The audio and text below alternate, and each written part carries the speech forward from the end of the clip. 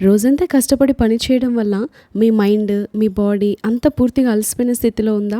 అయితే instant recharge అవ్వడానికి ఈ చిన్న చిట్కా ఫాలో అవ్వండి.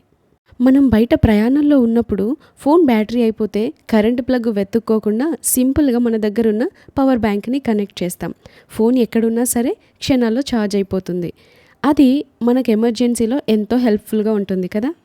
మన జీవిత ప్రయాణంలో కూడా ఒత్తిడి, కృంగుదల, ఓటమి, బాధలు, సమస్యలు ఇలాంటి పరిస్థితుల వల్ల ఆత్మీయ శక్తి తగ్గిపోతూ ఉంటది. అలాంటప్పుడు దేవుని మనం స్తుతి మనకొక పవర్ బ్యాంక్ లాగా పనిచేస్తది. దేవుని మనం స్తుతించాలి.